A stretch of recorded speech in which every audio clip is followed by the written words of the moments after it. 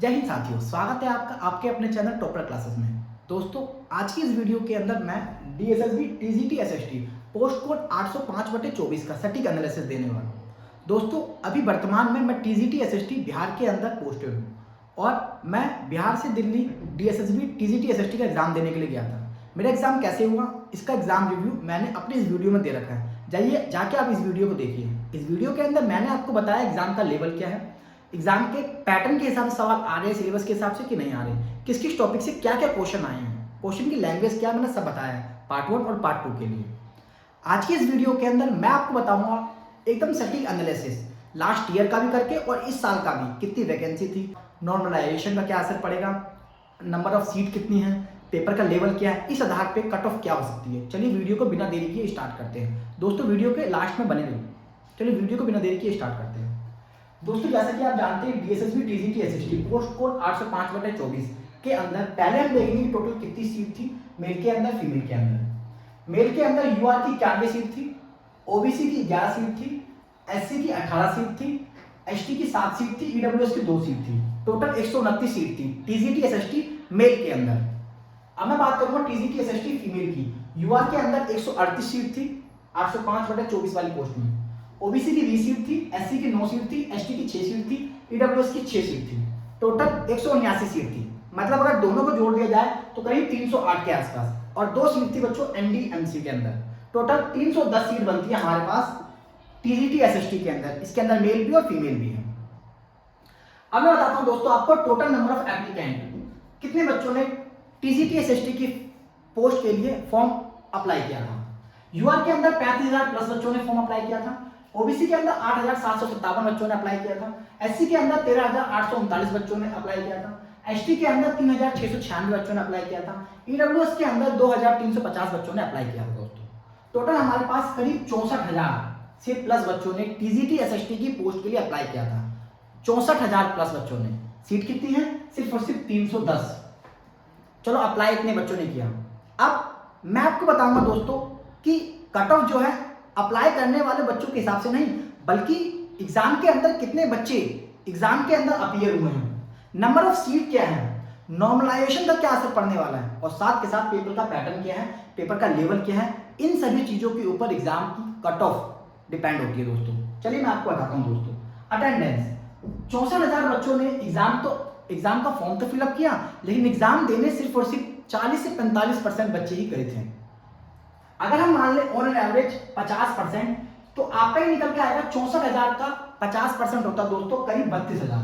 ये मान लीजिए कि 32,000 स्टूडेंट को जाके एग्जाम दिया, जिसके अंदर मेल भी और फीमेल भी है। सीट कितनी है बच्चों? सिर्फ और सिर्फ 310।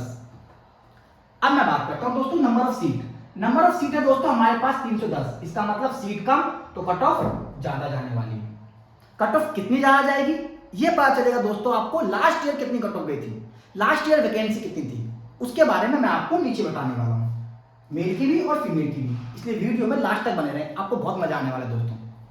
अब मैं बताऊंगा आपको दोस्तों नॉर्मलाइजेशन का क्या असर पड़ने वाला है। नॉर्मलाइजेशन मुख्यतः मैंने ये देखा दोस्तों, डीएसएसबी के अंदर जितनी भी वैकेंसी आई है, चाहे वो टीचिंग हो चाहे नॉन टीचिंग हो, सबके मार्क्स 4, 5, 6, 7, 8, 10 तक भी बढ़े हुए हैं। दोस्तों, मैंने खुद ये देखा है कि बच्चों के पीआरटी के एग्जाम के अंदर 200 में से 190, 195, 200 नंबर भी, 200 प्लस नंबर भी आए हुए हैं। इसलिए नॉर्मलाइजेशन का असर पड़ेगा इस पर, सब बच्चों के मार्क्स इंक्रीज होंगे। जहां तक मैंने ये अनुमान लगाया है, जहां तक मैंने ये एनालिसिस किया दोस्तों, बच्चों के मार्क्स डीएसएसबी बढ़ा के ही देती है, पॉइंट में देती है। नॉर्मलाइजेशन का आपको पॉजिटिव इंपैक्ट दिखेगा, नेगेटिव नहीं दिखेगा, बस इसका तो आपको फायदा मिलने वाला है। पेपर का लेवल देखिए दोस्तों, तो पिछले साल की तुलना में पार्ट 1 का लेवल डीएसएसबी के अंदर आसान आया था। आप देख लीजिए दोस्तों, जितने भी बच्चे एग्जाम में बैठे उन्होंने रीजनिंग के अंदर ऑन एन एवरेज 16 से लेके 19 तक अटेंड किए हैं। ज्यादा जो अच्छे बच्चे हैं उन्होंने 20 भी अटेंड किए हैं। इसके बाद जीके आता दोस्तों, जीके के अंदर ऑन एन एवरेज ज्यादातर बच्चों ने 7 से लेके, और जो अच्छे बच्चे हैं उन्होंने 12 से 13 क्वेश्चन अटेंड किए हैं। मैथ की बात करूं दोस्तों मैं आपके सामने, तो मैथ के अंदर जो एवरेज बच्चे हैं वो 8 से लेके अटेंड कर रहे हैं, जो बिल्कुल लो लेवल है। जिनका अच्छा मैथ है बच्चों वो 18 से लेके 19 क्वेश्चन भी अटेंड कर रहे हैं, और कोई तो 20 भी मार्क के आ रहा है दोस्तों। इसके अलावा मैं बात करूं दोस्तों आपके सामने इंग्लिश की, तो इंग्लिश जिसकी इंग्लिश अच्छी है, जो इंग्लिश मीडियम से आ रहा है, तो वो बच्चा पूरा 19 से 20 क्वेश्चन ठीक करके आ पा रहा है, और जो एवरेज बच्चा है वो इंग्लिश के अंदर 10 से 12 नंबर ला पा रहा है। अब मैं बात करूं दोस्तों हिंदी के अंदर, तो हिंदी का पेपर का पैटर्न ऐसा आ रहा है ऐसा लेवल आ रहा है कि चाहे वो हिंदी का बच्चा हो चाहे इंग्लिश मीडियम का बच्चा हो, सबके सब 18 से 20 क्वेश्चन ठीक कर पा रहे हैं।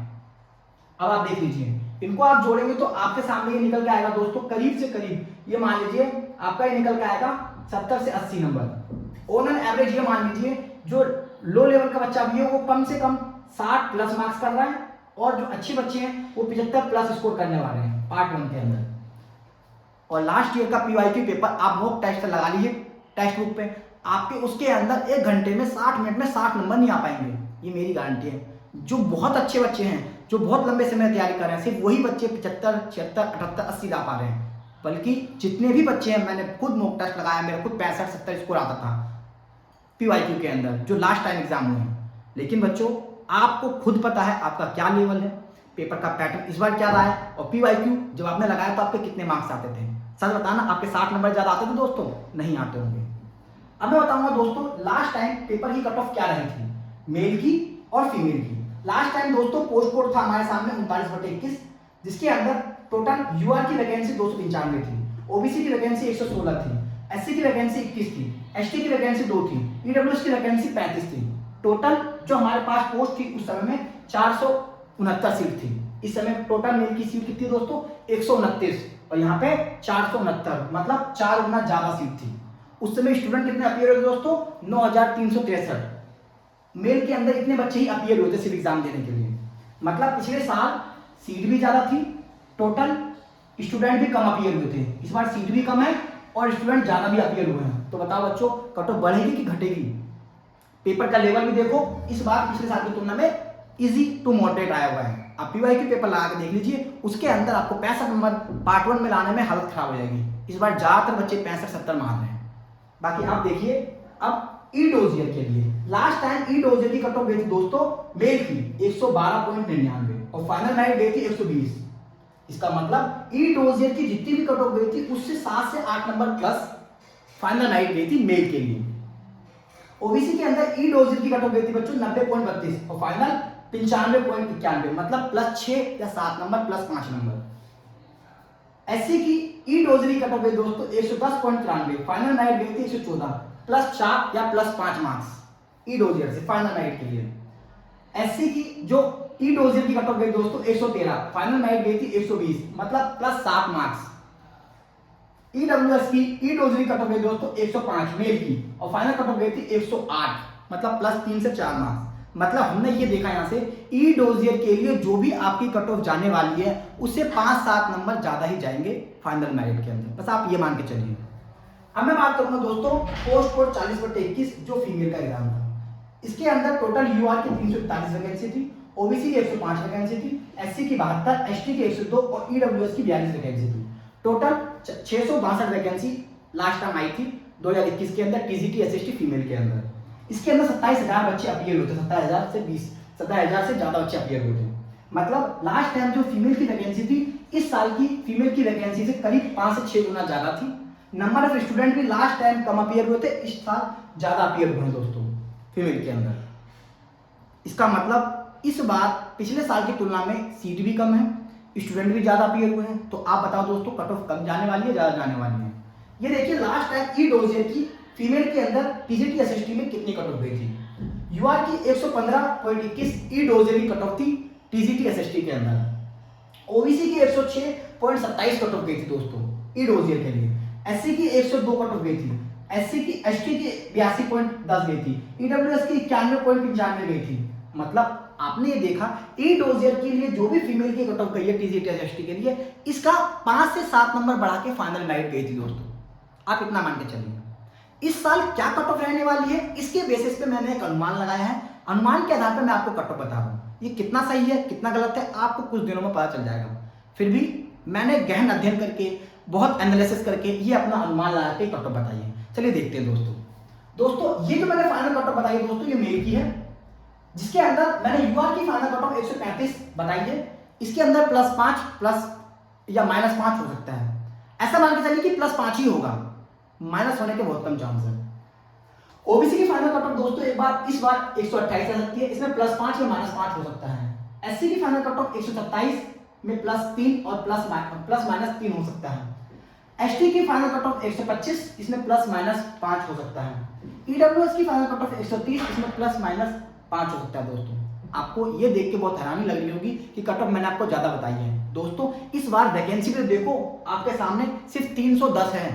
बच्चे 32,000 से ज़्यादा एग्जाम के अंदर अपीयर हुए हैं, 62,000 बच्चों ने फॉर्म भरा है। पिछले साल वैकेंसी देखिए टोटल मिला के 1000 से प्लस थी, बच्चे भी 40,000 थे टोटल।